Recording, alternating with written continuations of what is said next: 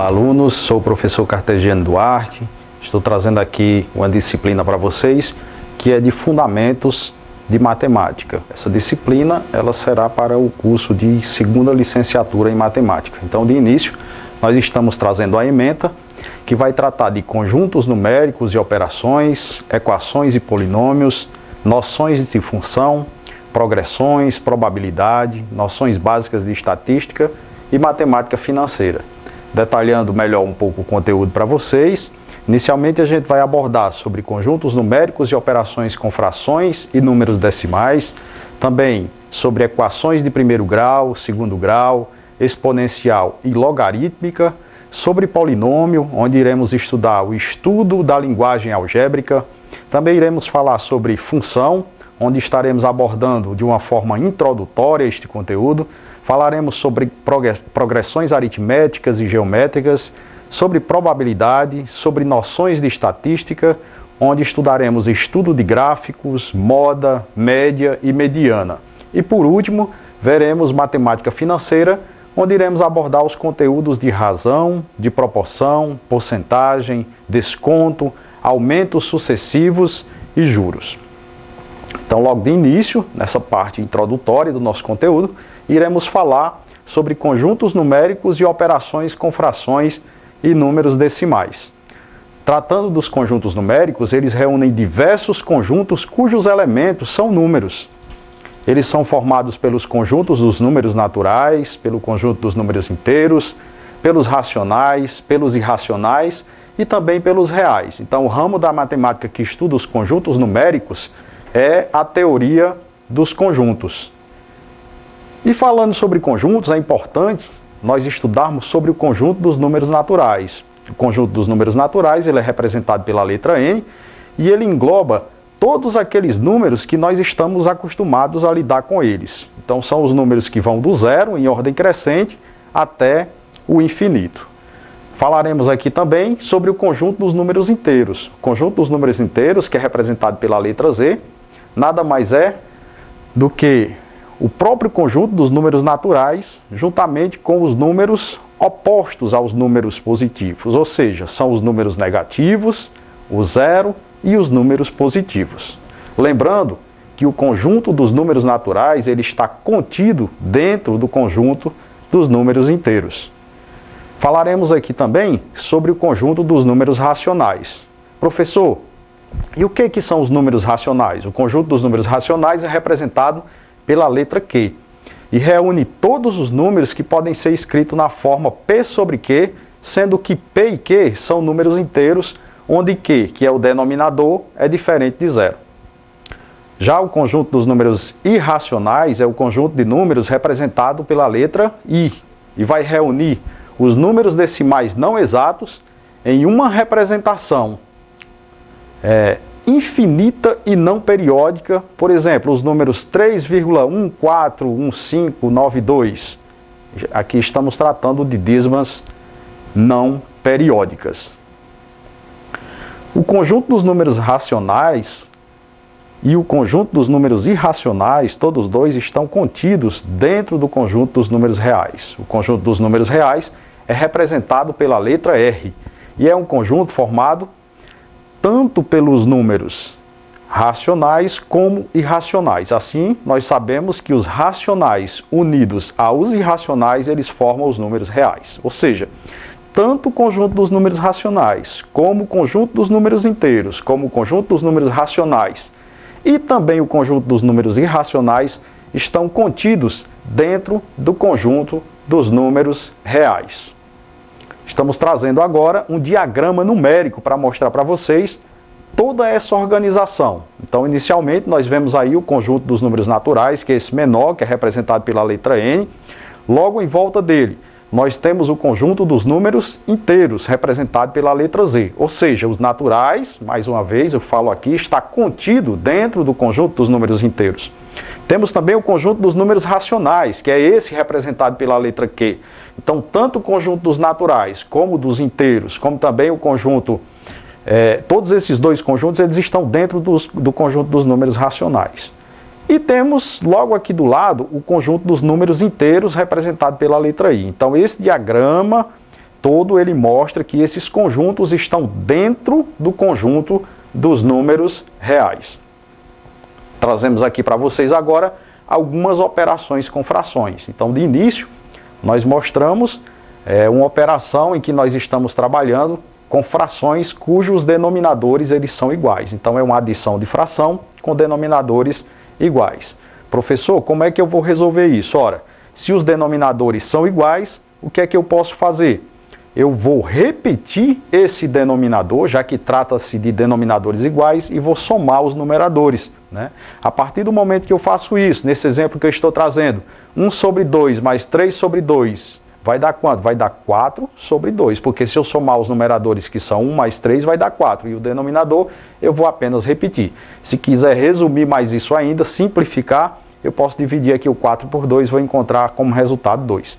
E logo em seguida nós trazemos uma outra operação, que é uma operação de subtração, onde nós estamos tratando de frações com denominadores diferentes. Então nós temos 9 sobre 3 menos 5 sobre 2. Como os denominadores são diferentes, nós teremos que encontrar aqui o mínimo múltiplo comum para tornarmos essas duas frações com um único denominador. A partir do momento que nós fazemos isso, nós voltamos para a mesma situação do exemplo anterior, em que iremos repetir o denominador e somar os numeradores, para assim nós termos o resultado. Então, o resultado dessa fração que nós estamos trazendo para vocês, desse cálculo com essas duas frações, na realidade, o resultado é 1 sobre 2. E, posteriormente, eu trago aqui uma multiplicação de frações. Então, na multiplicação de frações, eu tenho duas frações, uma está sendo multiplicada pela outra, né? O que é que eu vou fazer nesse caso? Eu vou multiplicar os numeradores e vou multiplicar os denominadores. Tudo muito fácil. Então, nessa fração que eu estou apresentando para vocês, eu tenho 7 sobre 2, que multiplica 2 sobre 5. Então, eu multiplico os numeradores, 7 vezes 2 dá 14, e 2 vezes 5 dá 10. E no nosso exemplo, ainda dentro deste mesmo contexto, nós trazemos uma divisão de frações. Então, nessa divisão, o que é que nós vamos fazer para conseguir resolvermos ela? Já que é uma divisão de frações, nós vamos repetir a primeira fração, vamos trocar o sinal de dividir por multiplicar e vamos inverter a segunda fração. Então, nós trouxemos aqui como exemplo 10 sobre 3 dividido por 4 sobre 2. Né? O que é que eu vou fazer? Eu repito 10 sobre 3, troco o sinal de dividir pelo de multiplicar e inverto a fração. Estava 4 sobre 2, vai ficar 2 sobre 4. Logo em seguida, eu faço esse cálculo e obtenho a fração 5/3, que é o meu resultado para esta operação. Trazemos para vocês aqui também operações com números decimais, né? Então, tanto a adição como a subtração, a multiplicação e também a divisão. Lembrando que na adição com números decimais, eu devo lembrar de colocar vírgula abaixo de vírgula. A partir do momento que eu faço isso, é só fazer uma operação normal, onde eu faço a adição, e eu tenho que ter o cuidado com essas vírgulas para colocar um abaixo do outro. Então, como exemplo, nós estamos trazendo 0,2 somado com 0,9. Fazendo essa operação, como resultado, eu tenho 1,1.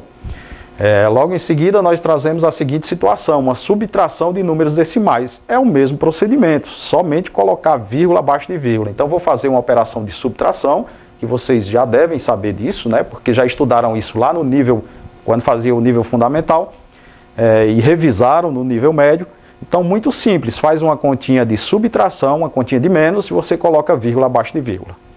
A outra situação que eu estou trazendo é uma multiplicação de números decimais.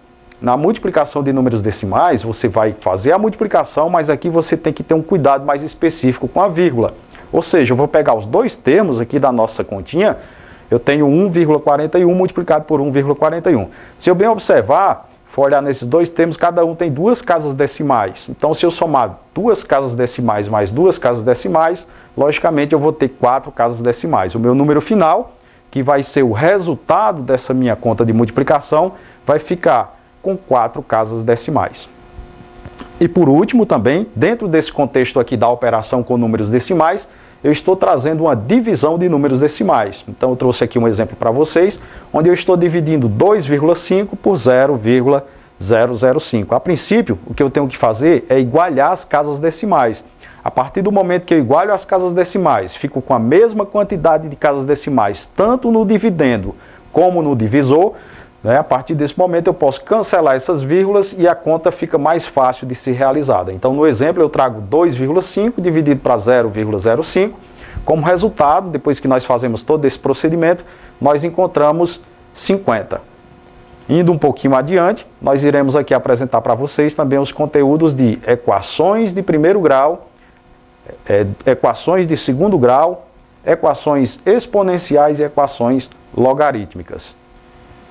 Na equação de primeiro grau, é importante nós frisarmos que trata-se de sentenças matemáticas abertas, que apresentam sinal de igualdade e onde nós vamos ter uma variável ou uma incógnita, ou seja, é algo que eu não conheço, algo que eu preciso descobrir. No caso que eu estou apresentando aqui para vocês, eu estou trazendo o x, né, mas poderia ser também o y, a gente tem logo um exemplo em seguida, vamos falar sobre isso, ou qualquer outra letra que poderia ser essa incógnita. Então, no primeiro exemplo, nós temos 5x mais 3 igual a 18. Professor, quem é a incógnita? Qual é o termo desconhecido, o número desconhecido? Aquilo que eu estou tentando buscar, nesse caso aqui, é a letra x. O outro exemplo, eu trago 2y menos 8 igual a 2. Professor, e a incógnita? Aqui quem é a incógnita? A incógnita é o y. Então, nós temos também que levar em consideração o sinal de igualdade. Para ser uma equação, tem que ter o sinal de igualdade.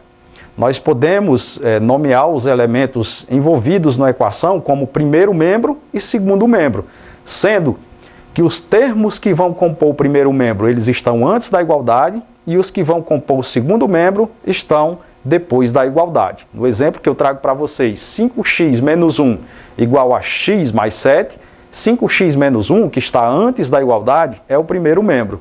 E x mais 7, que está depois da igualdade, é o nosso segundo membro.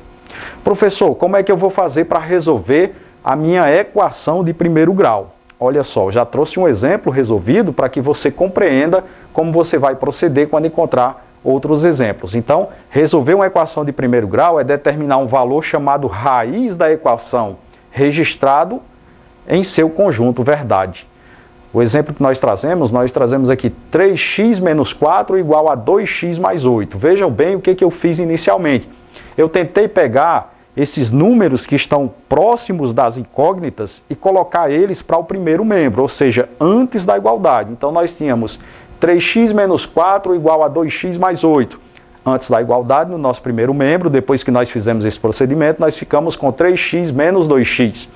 Do outro lado da igualdade, no segundo membro, nós tratamos de deixar apenas números. Então, ficou 8 mais 4. Né? Então, o que eu faço aqui? Vou fazer apenas operações matemáticas, onde no primeiro membro eu estou fazendo uma subtração, 3x menos 2x vai dar 1x. Do outro lado da igualdade, eu tenho 8 mais 4 igual a 12. Né? A partir desse momento, eu posso encontrar o valor de x para encontrar o conjunto verdade dessa minha equação do primeiro grau. Então, para calcular a equação do exemplo, nós utilizamos o método prático, onde isolamos no primeiro membro os termos em x e no segundo membro os termos que não apresentam o x. Observe que houve troca de sinais dos termos que mudam de um lado para o outro. Ou seja, sempre que eu vou mudar um termo de um lado para o outro, eu tenho que trocar o sinal desse termo. Reduzimos posteriormente a termos semelhantes. E o que nós fizemos mais? Para obter o valor da incógnita x, nós aplicamos a operação inversa e dividimos o número 12 por 1. Ou seja, o que nós fizemos? Nós pegamos a operação que era multiplicação e transformamos em divisão. Nesse outro exemplo que nós estamos trazendo para vocês aqui, nós temos 4x igual a menos 12. É um exemplo para deixar bem mais claro tudo isso que eu estou falando. Então, o que nós fizemos? O 4 estava multiplicando o x, nós levamos para o outro lado da igualdade e ele passou dividindo. Nós ficamos com menos 12 sobre 4 e no nosso conjunto verdade que nós encontramos foi o número menos 3. Trataremos agora sobre equação do segundo grau. A equação do segundo grau é aquela que se apresenta da seguinte forma: ax ao quadrado mais bx mais c igual a 0.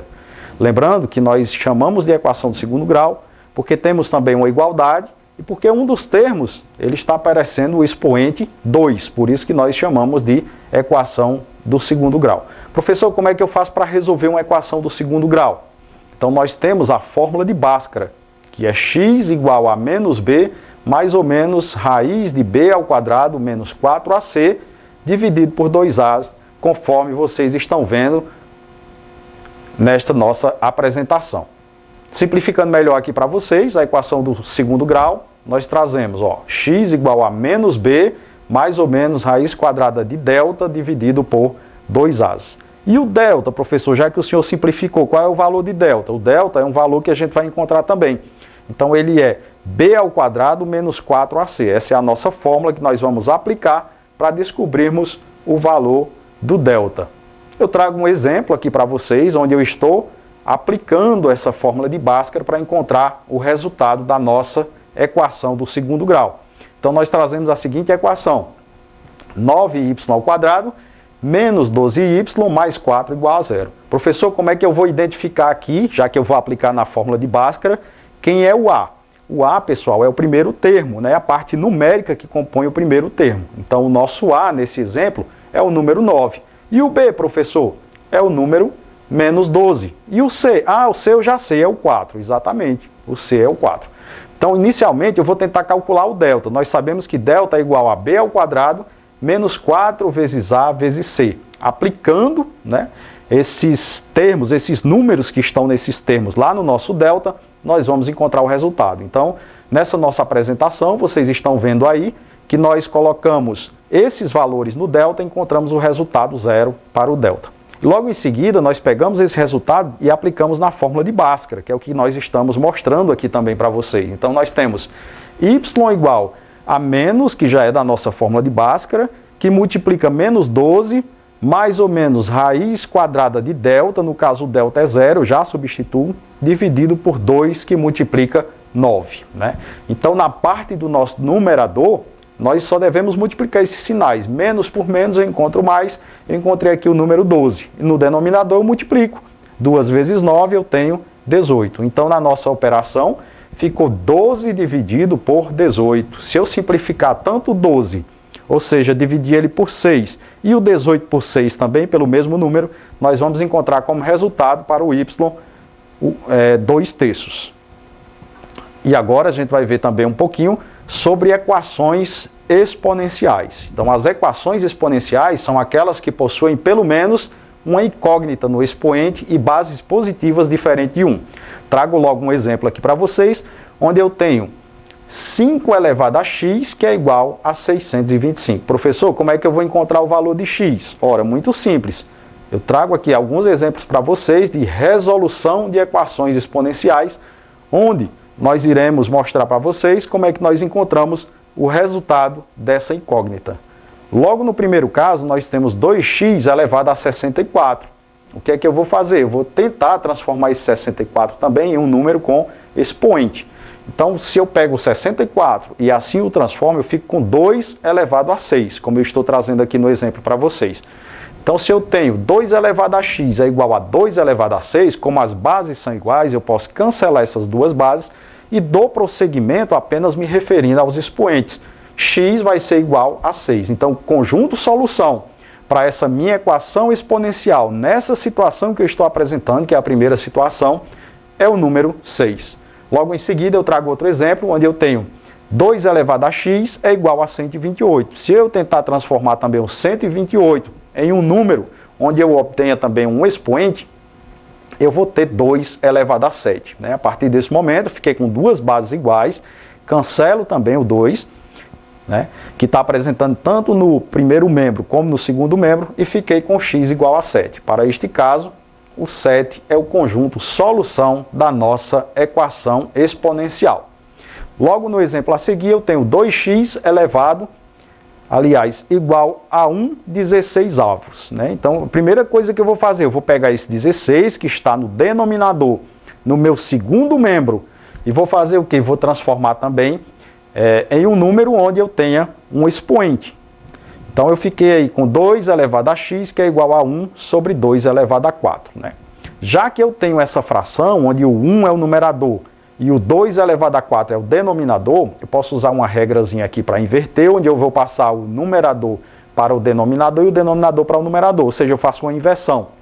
E eu troco, né, Eu troco o quê, professor? Ora, o 4, ele é o expoente. Quando ele passa para essa parte superior, ele passa a assumir a função lá de numerador, o 2 passa a assumir a função, o 4 que acompanhou, que é o expoente, ele recebe o sinal de menos. Então, fiquei com 2 elevado a x, que é igual a 2 elevado a menos 4. Né? A partir de agora, eu percebo também que eu tenho duas bases iguais aqui, posso cancelar essas bases, a do primeiro membro com a do segundo membro, e o x vai ser igual nada mais, nada menos do que menos 4. Então, menos 4 é o conjunto solução para essa minha equação. Logo em seguida, eu tenho 3x igual a 243. Fazendo o mesmo procedimento, eu vou ter 3 elevado a 5, que corresponde a 243, cancelo as duas bases, que seria o 3, vou ficar com o conjunto solução igual a 5. E por último, trago também um exemplo onde eu tenho 9 elevado a x, que é igual a 27. Esse 9 eu também posso transformar ele em um número onde ele tem um expoente. Né? Então o que eu passei a ter aqui? Eu fiquei com 3 elevado a 2 elevado a x, que é igual a 3 elevado a 3. O 27, né, eu acabei transformando ele também nesse número com expoente. Né? Então, como eu tenho as duas bases iguais, eu vou poder cancelar essas duas bases, que no caso eu estou tratando do 3, e eu fiquei com 2x igual a 3. Então, o conjunto solução, no final das contas, para essa nossa equação exponencial, vai ser exatamente 3 sobre 2. Lembrando para vocês que para resolver uma equação logarítmica, é necessário aplicar as propriedades do logaritmo, bem como as estratégias tradicionais de resolução de equações. Uma equação logarítmica apresenta a incógnita na base do logaritmo ou no logaritmando. Lembrando que o logaritmo possui o seguinte formato, né, como eu vou trazer aqui também para vocês agora, onde eu mostro que logaritmo de b na base a é igual a x. Né? Então, como é que eu faço para resolver essa situação? Isso é a mesma coisa que colocar esse a já como base, o x, que seria essa parte que está depois da igualdade, passa a ser o expoente, né? E o b, onde eu trago aqui essa mostra para vocês de como funciona, ele passa para depois da igualdade. Então, o que é que eu tenho aqui? O a, ele é a base do logaritmo. O b é o logaritmando e o x é o logaritmo. Então, ao resolver equações logarítmicas, nós devemos ter ciência das propriedades operatórias para podermos empregar bem elas e desenvolvermos os nossos cálculos. Né? Há até mesmo algumas situações em que não é possível resolver a equação sem lançar mão dessas propriedades. Por isso a importância de nós estudarmos ela. Para resolver uma equação como essa, nós aplicamos conceitos tradicionais de resolução de equações, até que a equação chegue a dois possíveis casos. Então, o primeiro caso é a igualdade entre os logaritmos de mesma base. A partir desse momento que eu fico com essa igualdade, fica mais fácil resolver. E eu trago também aqui logo um exemplo para vocês de como ficaria, dessa nossa propriedade. Né? Então, professor, como é que eu faço para resolver? Se eu tiver logaritmo de b na base a igual a logaritmo de c na base a, como as duas bases são iguais, eu posso simplesmente cancelar elas e dar prosseguimento à minha resolução. Nesse caso que eu estou mostrando aqui para vocês, eu ficaria com b igual a c. E há também a igualdade entre um logaritmo e o número real. Né? Então, nessa situação que eu estou trazendo, que se refere àquela primeira que nós apresentamos, é onde nós temos logaritmo de b na base a igual a x, que ficaria igual, né? Ficaria o a elevado a x igual a b. Um exemplo, professor, para ficar bem mais claro essa situação que o senhor está trazendo, está aqui para vocês, estou apresentando agora. Exemplo de equação logarítmica. Né? Então, nós temos o seguinte exemplo, nós temos x mais 1, logaritmo de x mais 1 na base 2 igual a 2. O que é que eu vou fazer? Eu já sei que a base é 2. Né? Vou pegar o logaritmo que está lá depois da igualdade, vou trazer ele para ser o expoente, né? E essa parte do logaritmando, ela vai passar para depois da nossa igualdade. Então, fiquei com 2 elevado a 2 igual a x mais 1. Aí nós transformamos aqui em uma operação matemática bem simples e resolvendo ela, nós vamos encontrar a seguinte solução. Vamos encontrar que o x é igual a 3. Vamos estudar aqui ainda um pouco sobre polinômio. Né? O que é polinômio? É o estudo da linguagem algébrica. Então, os polinômios, eles são expressões algébricas formadas tanto por números como por letras. Aos números nós chamamos de coeficientes e as letras nós chamamos de partes literais. As letras de um polinômio, elas representam os valores desconhecidos da expressão, ou seja, aquele valor que a gente vai tentar descobrir.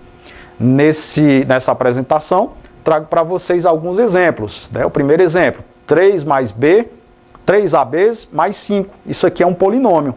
Olha a outra situação, x elevado a 3 mais 4xy menos 2x elevado a 2, y elevado a 3. Isso aqui também nós estamos tratando de um polinômio. E mais uma situação, 25x ao quadrado menos 9y ao quadrado, também nós estamos tratando de um polinômio. Lembrando que os polinômios, eles tanto podem ser monômios, como binômios, como trinômios, né? Os polinômios são formados por termos. A única operação entre os elementos de um termo é a multiplicação. Então, se eu tenho um número e tenho uma letra, eu devo sempre lembrar que entre eles dois existe uma multiplicação. Quando o polinômio possui apenas um termo, só um termo, ele é chamado de monômio. E eu mostro aqui 3 exemplos para vocês. O primeiro eu tenho 3x, isso aqui é um monômio. O segundo, 5abc.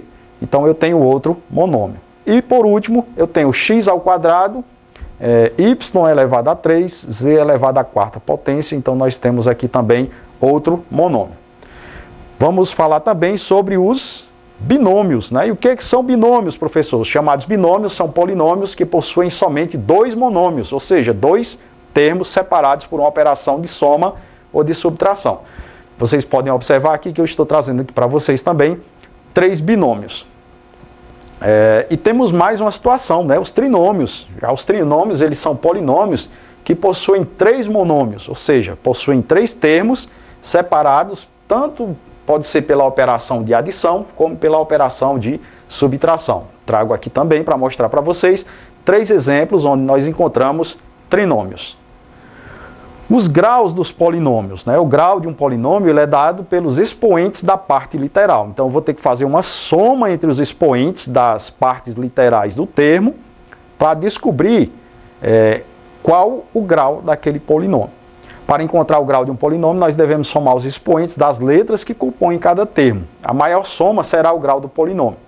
Trago um exemplo para vocês, onde eu mostro aqui 2x elevado a 3 mais y.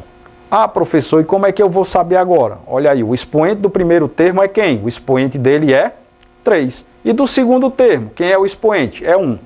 Então, quem é que tem o expoente maior? É o primeiro termo. Logo, o que é que nós temos aqui? O grau desse polinômio, que eu estou mostrando para vocês, é 3. Outras situações, para ficar mais claro. Nós temos o seguinte exemplo. 4x elevado a 2y mais 8x elevado a 3y elevado a 3 menos x y elevado a 4. Então, se a gente somar os expoentes de cada termo, vocês podem estar observando aqui nessa apresentação que eu estou trazendo, né, se nós somarmos, tem um dos termos que nós encontramos aqui como resultado, o número 6. Então, nesse termo aqui, nós encontramos o maior grau. Logo, ele vai ser o maior grau desse polinômio. O polinômio que nós apresentamos para vocês, ele é um polinômio de grau 6. E trazemos ainda operações com polinômios. Então, eu vou mostrar aqui para vocês uma adição com polinômios, uma subtração com polinômios, uma multiplicação e também uma divisão. Na adição com polinômios, o que é que eu posso fazer, professor? Ora, muito simples, né? Eu tenho aqui logo, mostrando aqui para vocês, onde vocês estão visualizando, a adição de 2 polinômios, né? O que é que eu vou fazer? Eu vou começar a repetir esses primeiros termos do meu primeiro polinômio. Logo em seguida, eu observo que eu tenho um sinal de adição entre os nossos 2 parênteses. Esse sinal, ele quer dizer o quê? Eu posso ter 2 observações aqui. Eu tanto posso multiplicar esse sinal por quem está dentro do meu segundo parêntese, como posso entender também que basta apenas inverter o sinal de quem está lá dentro, né? Para a gente conseguir resolver a nossa operação. Mas vamos fazer dessa forma aqui, porque desse outro jeito a gente vai compreender melhor quando a gente estiver tratando da subtração. Como a gente está falando da adição, o que é que nós vamos fazer? Vamos apenas tentar somar aqui de uma forma que vocês compreendam melhor. Então, o polinômio que eu trago para vocês, inicial, é menos 7x elevado a 3 mais 5x elevado a 2y menos xy mais 4y. Vejam aí que eu tenho um sinal de adição entre os 2 polinômios, né? Então, o segundo polinômio, menos 2x ao quadrado y mais 8xy menos 7y. Né? O que é que eu vou fazer?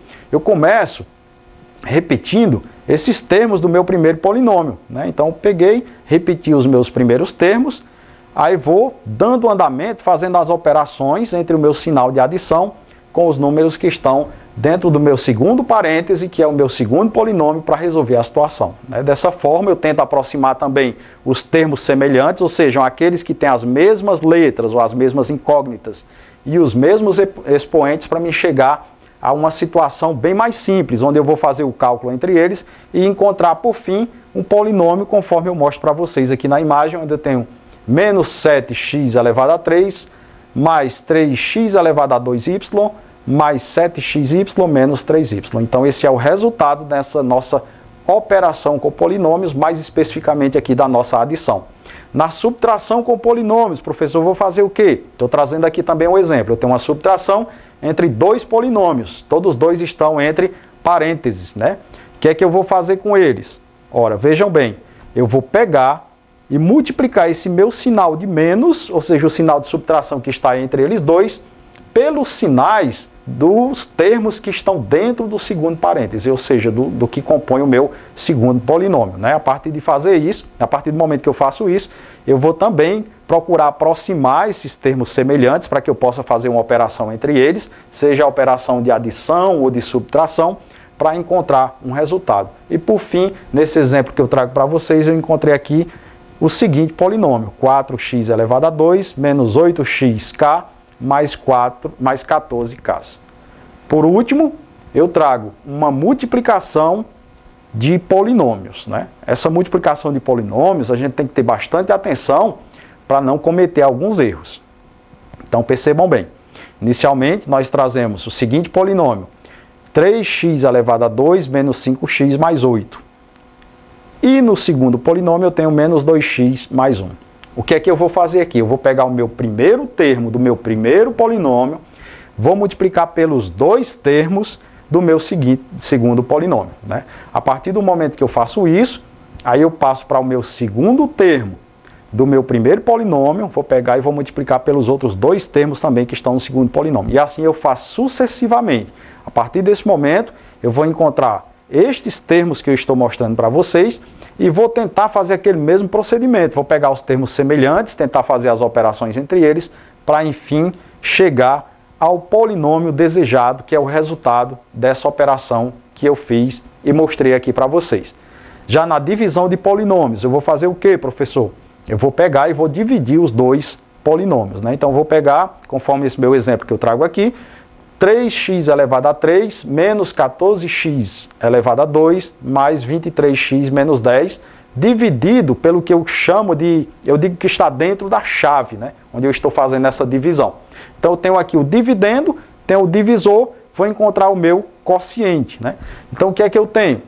Eu tenho no meu divisor o seguinte polinômio, x elevado a 2 menos 4x mais 5. É algo que poderia compor aí uma equação do segundo grau, né? Se assim a gente tivesse uma igualdade.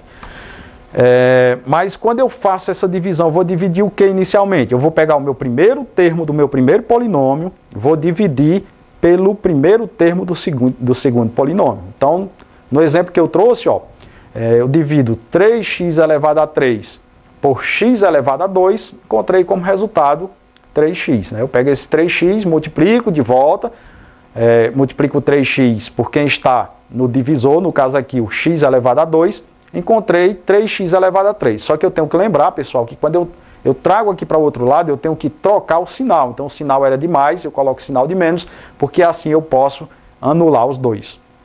Então anulei quem aqui?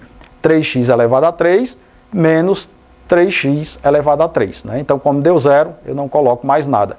Logo em seguida, o que eu fiz? Eu peguei esse menos 10 e baixei ele para dar continuidade à minha operação. Então, eu fiquei com menos 2x ao quadrado mais 8x menos 10, que vou dividir por x ao quadrado menos 4x mais 5. Né? O que eu encontrei aqui? Eu encontrei que o resultado para essa operação é menos 2. Então, se eu pegar menos 2 e multiplicar também por esses termos, eu vou encontrar os seguintes termos, 2x ao quadrado menos 8x mais 10. Lembrando que eu tenho que trocar o sinal para que eu possa anular alguns termos da minha operação. Então, a partir do momento que eu troquei, eu encontrei o resto zero. E o resultado da minha divisão de polinômios ficou 3x menos 2. Só lembrando para vocês que para se aprofundarem mais no conteúdo, vocês vão ter que estudar o conteúdo que está na apostila, vão ter que fazer outras pesquisas também. Se tiver alguma dificuldade, vocês poderão assistir essa videoaula mais de uma vez para fixar melhor o conteúdo. Continuem estudando. Sucesso para vocês. Um abraço para todos.